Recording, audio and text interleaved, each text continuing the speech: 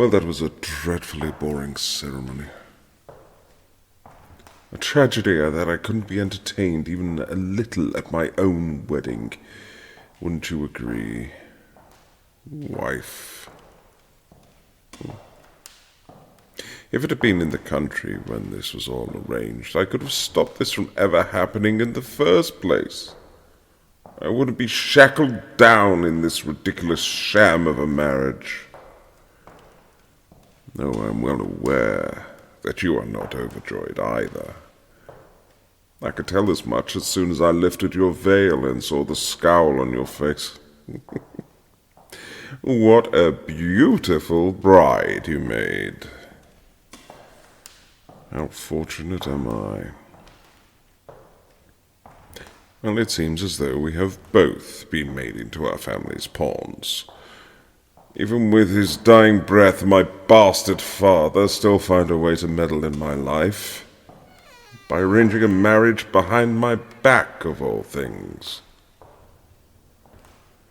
Well, no matter. As long as we keep up appearances for the next 3 months, we shall be free to live our lives separately once the London season ends, per our family's agreement. It should not be too difficult to accomplish such a task, will it? 3 months is almost no time at all. I assume the housekeeper has already given you the grand tour of the estate. I should hope I will not need to walk you to your bedroom every single night, even if I am your husband.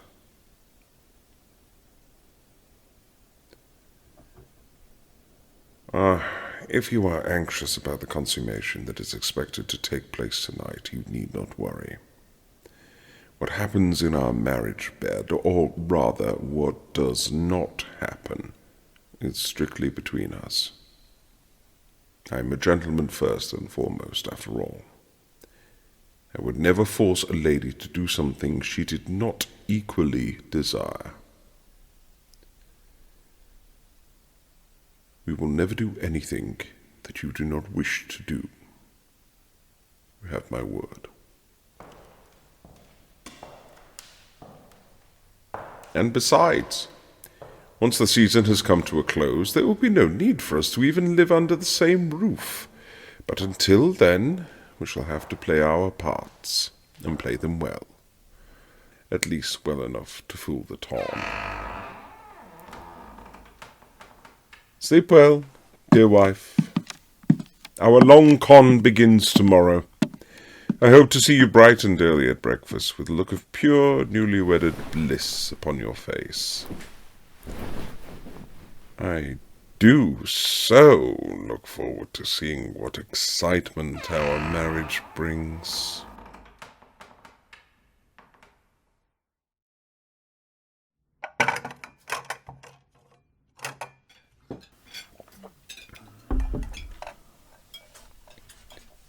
You were awfully quiet.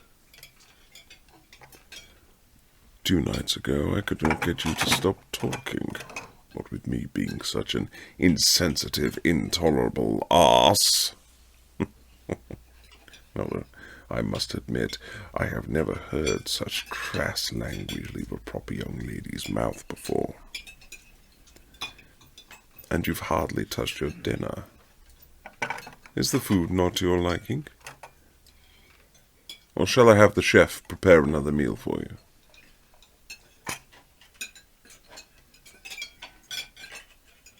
Then might I ask if there is something troubling you? Well, forgive me if my curiosity is somewhat piqued.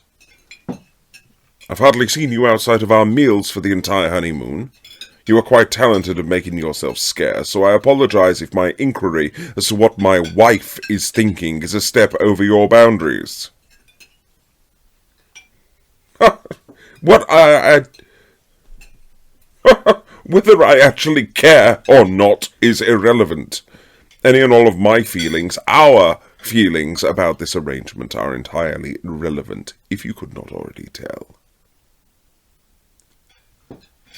You and I We are nothing but bargaining chips for our families, to use as they please. This is the way it has been from the moment we were betrothed at the beginning of the season.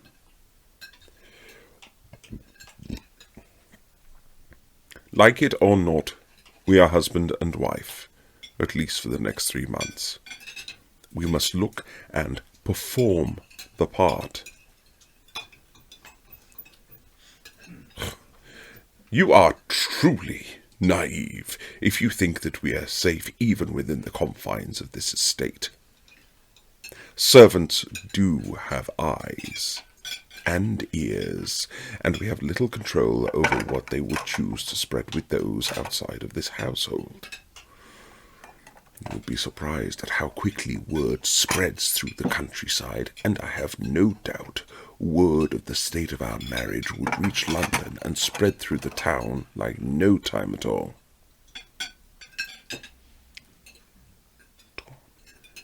Now, fortunately for me, I do not have any family left to disappoint. But you cannot say the same. Would you want to bring shame upon your family by allowing such a thing to happen?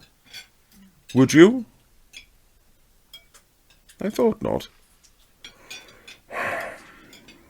This single first week has gone by at a snail's pace. I can't imagine how the next 3 months will go.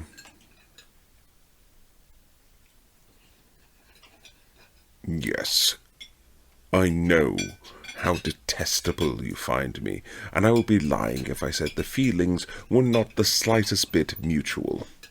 But if we are to remain here together for 3 months, then it will be nice to at least learn to tolerate each other's presences.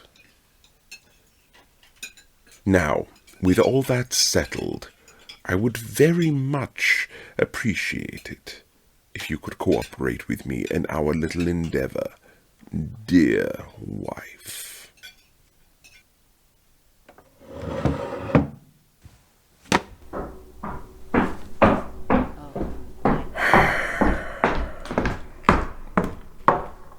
Damn it.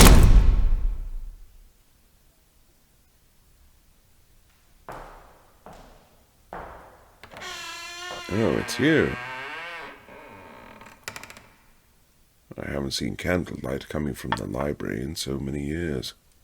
I nearly expected to see a ghost. You're up awfully late.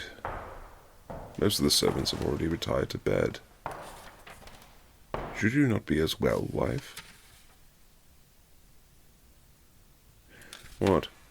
You do not like it when I call you wife? Or perhaps you would let me know what name you prefer, then, so as to add to the charade, of course. Dearest? No, that doesn't sound right. Darling? No, it's far too common. Sweetheart? Oh, that got a reaction out of you. Well, how about beloved?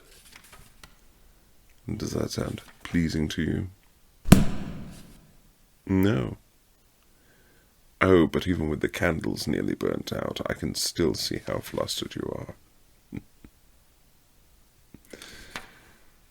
Still, it troubles me that you are up reading dusty old books at this hour instead of sleeping. You could not sleep. Was it too cold? No, there is a bit of a chill outside. Shall I send for some more firewood to be brought to your room?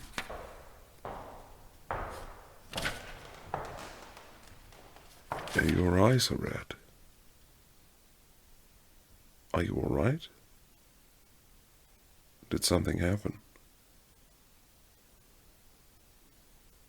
You had a night terror. Oh. I am sorry, little one. So, you came down here to calm your mind, then, is that right? Oh, I can understand that. Literature can be a wonderful escape from our own thoughts sometimes. What book did you pick? Ah, I see. La Belle et la Bête. Beauty and the Beast. Yes, I am familiar.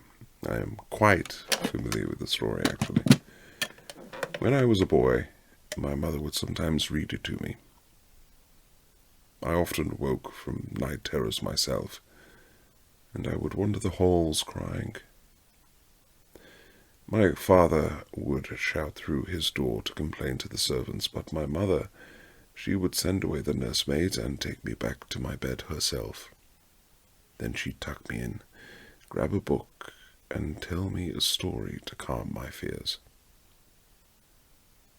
Love stories like Beauty and the Beast were always her favorite. The voice she would put on when reading the Beast lines never failed to make me laugh. After she passed, I would sometimes come here in the middle of the night, take her favorite books off the shelf, and read until the candles burnt out. But that was a long, long time ago. I'm afraid I do not have much time for reading these days. Or perhaps patience is the better word. But I'm gladdened to see the library finally being put to some good use. But our collection has not been updated in many years. Well, perhaps we are in need of some more current texts.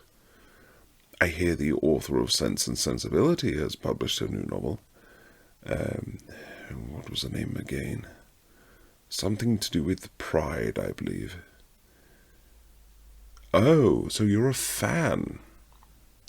Well, with your high praise, maybe I shall pick up my reading habits once more. There is a small bookshop in the village. If I get my work completed early tomorrow, I believe I can make the trip. Would you like to accompany me?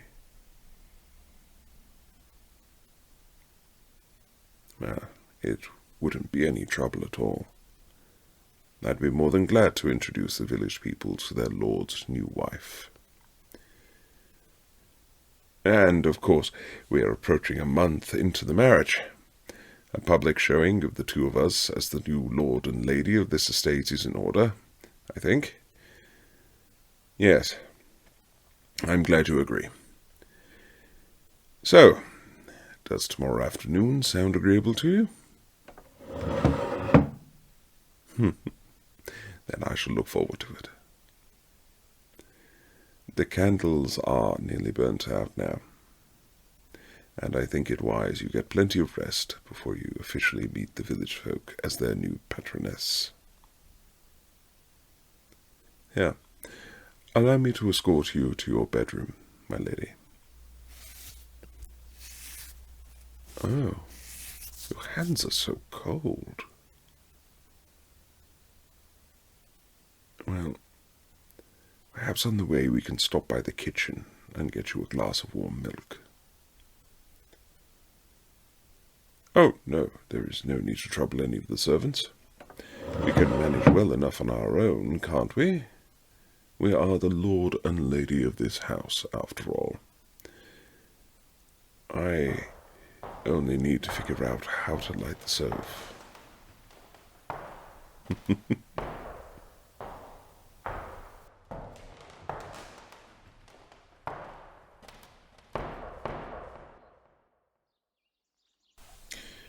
Well, it is really impressive how swiftly you managed to charm the entire village.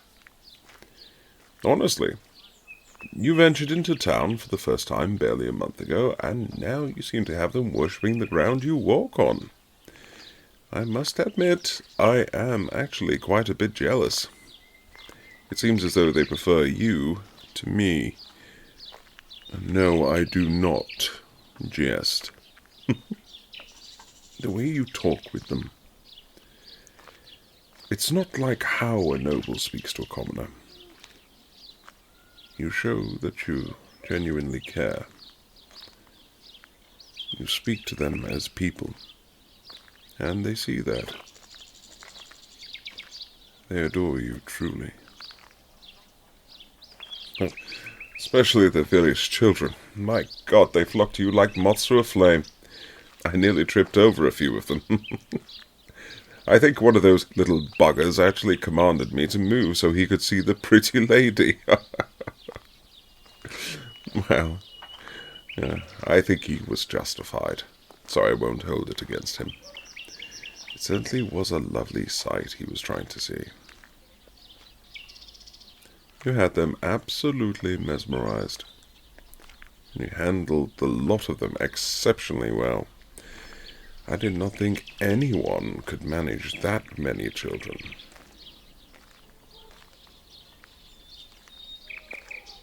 Ah, I see.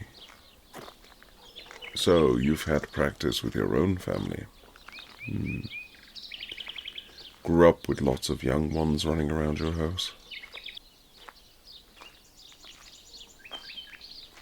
Grew up with lots of young ones running around your house. Yes, it does sound a bit tiring. But if I'm honest, I think I would have preferred that to the constant silence and solitude I grew up in.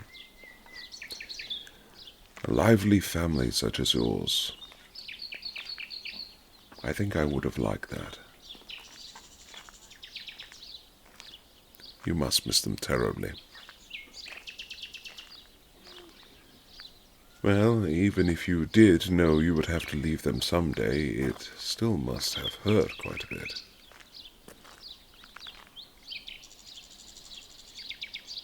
What was that? You hoped for what? No, it isn't silly. You can tell me anything, sweetheart. I will not judge, I promise.